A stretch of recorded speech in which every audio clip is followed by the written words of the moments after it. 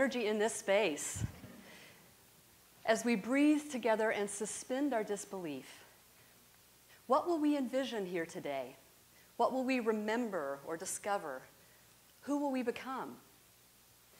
The Greeks called this the theatron, or the seeing place, a place of visions where we enact and witness our stories together and surf the wave of our collective unconscious. We've been doing this since we've been on the planet, sharing our stories so we know who we are, where we've been, and where we're going. The theater, this empty space, is a space that I fill with stories. I'm a playwright, so I create characters who embody my angels and demons, and I throw them into the ring and let them wrestle it out. I write plays because I have questions, not because I have answers. I write plays to spark a dialogue. And I love that theater is a collaborative art form. A play doesn't actually exist on the page. It comes to life in the room when actors and a director and designers come together and inspire or breathe life into it. And then you, the audience, bring your energy that brings it to life. And this act of creating and inspiring stories together is healing. I really believe we need this medicine. The theater is my church, actually. I grew up in Bible Belt America, the daughter and granddaughter of Methodist ministers. My mother's side, actually, Papa, was a conservative, Bible-thumping, teetotaling pastor who loved to recite poetry at the dinner table. And on my father's side, my grandparents were evangelical, charismatic Christians in Texas who talked to God like he was a family member, believed in miracles and angels, and sometimes spoke in tongues. So my people, they were very compassionate, loving Christians with a pretty strict religious dogma. And church was my home growing up. Now my parents, on the other hand, Jim and Joe Wheeler, are remarkable people who have lived their entire lives in Oklahoma and managed to still be progressive liberals. A miracle in and of itself. My father is a philosopher theologian whose thinking has shaped my own. And my mother is a firebrand who encouraged my sister and brother and I to pursue our musical and theatrical talents. I played Ado Annie in Oklahoma and Louisa in the Fantastics in high school. And my parents have remained activists into their 70s. In fact, just a few years ago, my father came out of retirement and risked being defrocked and losing his pension to officiate my wedding with my beautiful wife, Kate.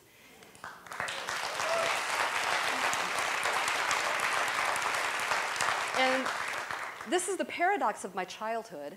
I grew up gay in Bible Belt America. What a conundrum to hear Jesus and the Gospels compelling us to be authentic and to love one another, all the while knowing that authentic Amy, gay Amy, would not be welcome in this place with the person that I love. So like Dorothy in The Wizard of Oz, I went looking for another home, for somewhere to belong. And I found that somewhere in the theater. As a freshman at the University of Kansas, I stripped off all my clothes on stage and sang, "This is the dawning of the age of Aquarius, age of Aquarius," in Hair, and went on to play a pregnant nun in Agnes of God, a Southern wife who shoots her husband in Crimes of the Heart, and Cordelia in Kabuki King Lear, among others. In New York, I continued acting, and this was in the heyday of David Mamet and others like him, who were writing submissive female characters who were victimized and objectified, and auditioning for those roles felt demeaning. I felt ambivalent about being cast, but not auditioning actually kind of felt like they'd won. So to be honest, I was at the point where I was ready to leave the theater when I saw a workshop production of a new play at the Juilliard School that literally blew my mind every which way to Sunday. So the two central characters in this play are two gay men, Prior Walter, who's diagnosed with AIDS at the beginning of the play, and Lewis, his lover, who can't handle it and walks out on him.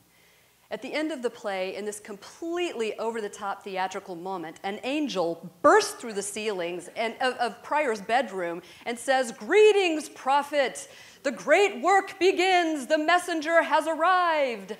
And like that ceiling, my world cracked wide open because Tony Kushner had done something completely audacious in Angels in America. He had put religion and sexuality on stage together.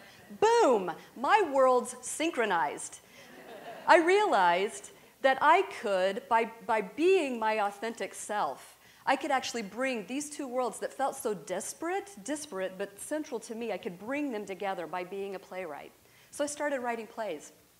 My first play, Intersections, takes place on a street corner in New York. It's an altercation between a lawyer and a homeless woman, two women.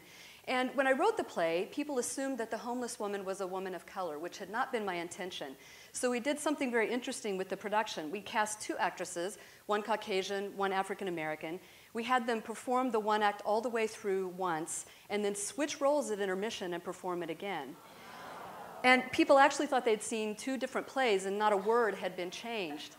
So we had chatbacks after each show about the complexities of race and class, and all of the proceeds of this production went to support women in shelters in New York City.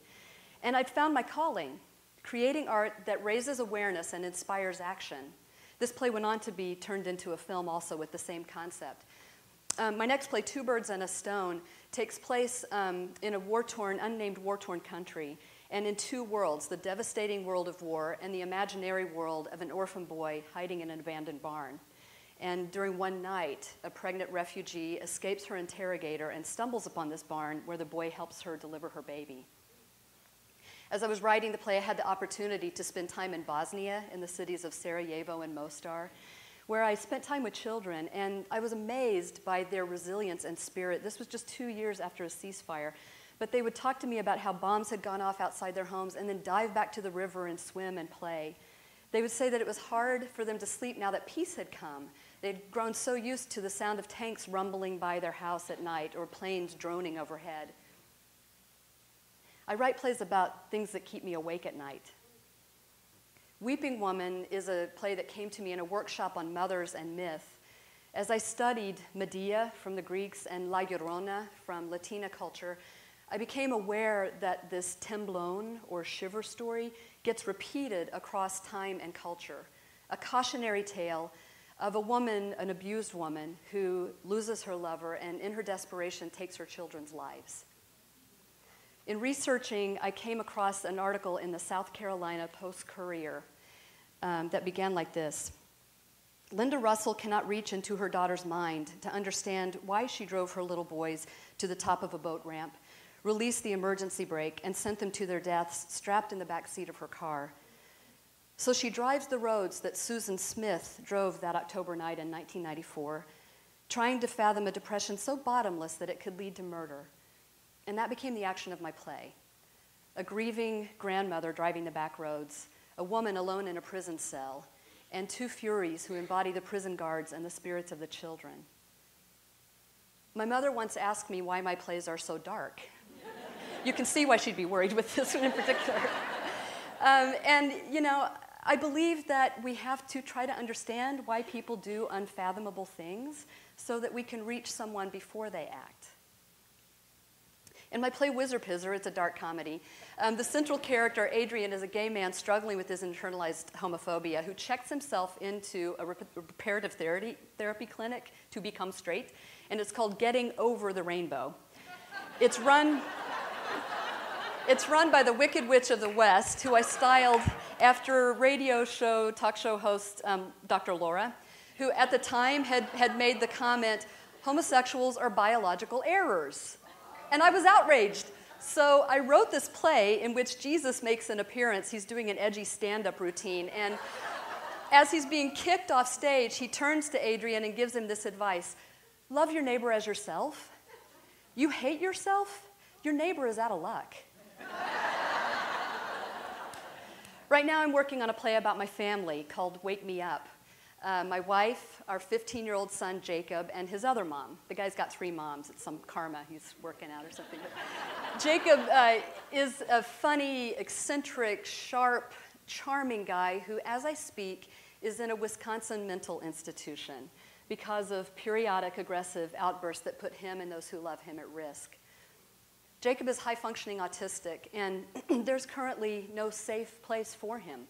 Not in an extraordinary school on Mercer Island, where he spent a few years, not in Ireland, where he spent some time with his other mom last year exploring options in the UK, And sadly, not in our progressive Whidbey Island community. Our son does not fit the system, but the system is broken. People with mental illness in this country at this time are shoved to the margins, away from their families, where they despair.